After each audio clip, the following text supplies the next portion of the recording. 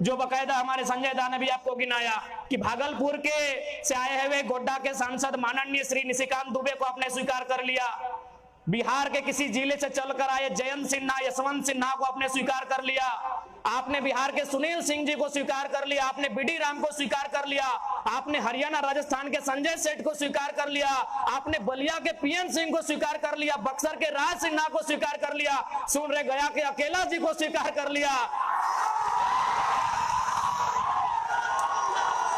लेकिन झारखंड की गली का कोई बेटा आया है जो आज दिल्ली को, अरे दिल्ली नहीं, महाराष्ट्र माया नगरी को थरथरा के आया है, आप स्वीकार नहीं करता।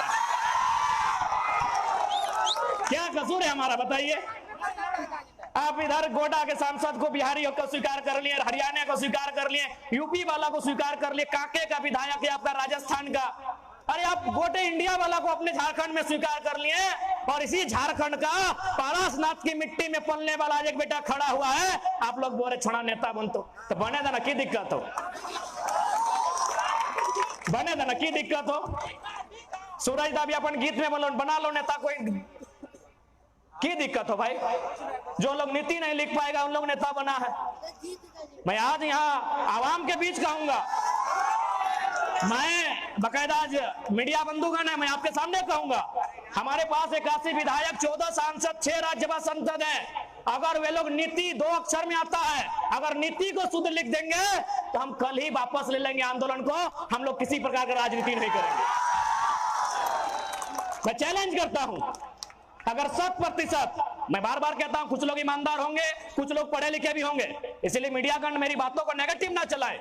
मैं 100% की बात कह रहा हूं। अगर झारखंड में जो हमारे 81 एमएलए हैं, 20 सांसद हैं, अगर वो नीति को 2 अक्षर में आता है, 2 को लेटर में नीति हिंदी में लिखा जाता है, अगर वो नीति को शुद्ध रूप से लिख देंगे, मैं वचन देता हूं हम लोग पॉलिटिक्स नहीं करेंगे।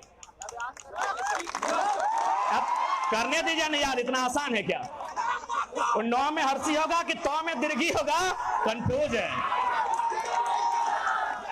सुरती लेख में 2 बार गलती किए थे, तीसरा बार नीति लिखे थे। सुरती लेख समझते हैं ना? हाँ, बचपन में हिंदी में हम लोग को सुरती लेख का चैप्टर होता था, टेस्ट, और अंग्रेजी में स्पेलिंग टेस्ट। तो सुरती लेख में नीति को हम भी 2 बार गलत लिखे थे, समझ में नहीं आता था कि हर्षी किस में होगा और दीर्घी किस में होगा। तो तीसरा बार में नीति को सही लिखे हैं, इसलिए आज चूंकि पढ़े लिखे हैं इसीलिए चुनौती दे रहे हैं। हमारे पास 101 एमपी एमएलए हैं, अगर वो केवल नीति को लिख देंगे, हम लोग वचन देते हैं पॉलिटिक्स नहीं करेंगे। अब आप बताइए कि जो लोग नीति नहीं लिख पाते हैं वे लोग नेता बन के बैठे हैं।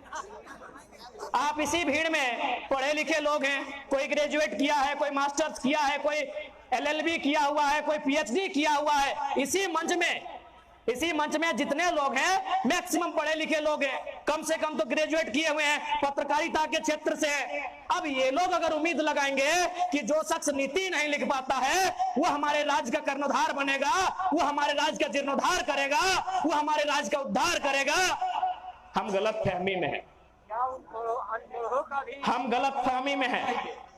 इसलिए आज आप, ये कोई मजाक नहीं है, एक तोपचाची प्रखंड, छोटा सा गांव है मेरा, मिट्टी का घर है मेरा, लेकिन आज पूरे राज्य में अगर चर्चा का विषय है तो कहीं ना कहीं नियति का संदेश है, कहीं ना कहीं उस शक्ति का संदेश है जिसे आप कोई ईश्वर के रूप में मानता है, कोई अल्लाह के रूप में, कोई रब के रूप में, कोई प्रकृति के रूप में, जिस रूप में आप मानते हैं, कहीं ना कहीं उसका संदेश है कि एक साधारण सा लड़का आज चौपारण की धरती में मंच के बीच खड़ा है, जहां अगर कोई पॉलिटिकल लीडर आ जाए इतनी संख्या में लोग नहीं जुटेंगे। यानी ये नीति, ये नियति की मांग है मेरे साथियों।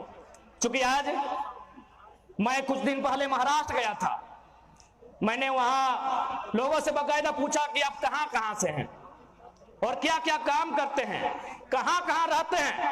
बकायदा हम लोग उनके साथ रहे, जहां रहते हैं हम लोग वहां तक गए। उन्होंने, मैक्सिमम लोगों ने कहा कि हम बरकट्ठा प्रखंड से हैं, हम कोडरमा से हैं, हम राजधनवार से हैं, हम बिरनी से हैं, हम बगोदर से हैं, हम डुमरी से हैं, हम बिशुनगढ़ से हैं, हम गोमिया से हैं, नावाडी से हैं। मैक्सिमम लोग, यानी यही आसपास का क्षेत्र, बरही, चौपारण, बरकट्ठा, कोडरमा, राजधनवार, यही आसपास का क्षेत्र मैक्सिमम जो प्रवासी मजदूर थे, महाराष्ट्र की सभा आपने देखा होगा, आपने नहीं पूरे भारत ने देखा, और पेट में दर्द शुरू हुआ है तो आपने भी मीडिया के माध्यम से देखा होगा। मैक्सिमम लोग हमारे इसी क्षेत्र के थे। उत्तरी छोटा नागपुर का जो ये हिस्सा है, पारसनाथ और झुमरा पहाड़ के इस पार का हिस्सा जो है, मैक्सिमम लोग इसी क्षेत्र के थे। हमने उनसे ये भी पूछा कि आप क्या करते हैं। मैक्सिमम लोगों ने कहा हम लोग ड्राइविंग करते हैं। मैक्सिमम, यदि मैं 100 लोगों से मिला तो उसमें लगभग 40 to 50% लोग ड्राइविंग करते थे। अब एक बात है, यदि ड्राइविंग ही करना था, मैंने ये नहीं कहा कि हम अगर ड्राइवर हैं तो हमको इंजीनियर वाला स्केल दे दीजिए या फिर हमको डॉक्टर वाला कैंची दीजिए और गुर्दा के जगह हम किडनी का इलाज करेंगे, मैंने ये नहीं कहा कभी, और आज भी हम लोग फेंका फेंकी वाला बात नहीं कहेंगे। यदि हमारे भाई जो बरकट्ठा से चलकर महाराष्ट्र गए हैं, जो बरही चौपारण से चल के महाराष्ट्र गए हैं, जो कोडरमा से चलकर, चंदवारा से चलकर, बिशुनगढ़ बगोदर से चलकर महाराष्ट्र गए हैं, और वे यदि वहां ड्राइविंग का ही काम करेंगे तो भाई ठीक है, वो ड्राइविंग ही करेंगे। जो ड्राइविंग का सेक्टर होता है, यानी सड़क परिवहन मंत्री, हमारे यहाँ कोल्हान से हैं सड़क परिवहन मंत्री। झारखंड में इतनी लंबी लंबी सड़कें हैं, ये बरही से लेके बहरागोड़ा है, एक आपका बरही से लेकर सीधे निरसा तक है ना। यानी हमारे यहाँ भी लगभग 1,00,000 किलोमीटर के आसपास सड़कें हैं। तो यदि हमारे भाई जो प्रवासी मजदूर के रूप में बाहर गए हैं, जिनकी नियति में प्रवासी बनना है, और वे अगर ड्राइविंग से अपने परिवार का भरण पोषण करेंगे तो झारखंड की सड़कों पर व्यवस्था किया जाए, झारखंड की सड़कों पर व्यवस्था किया जाए, झारखंड की सड़कों पर ट्रांसपोर्ट की व्यवस्था किया जाए। क्या ये हम कोई पहाड़ काटने का बात कर रहे हैं, या फिर क्या हम कोई जादुई छड़ी घुमाने की बात कर रहे हैं? क्या संभव है ना संभव? क्या ट्रांसपोर्ट की व्यवस्था जो आज अगर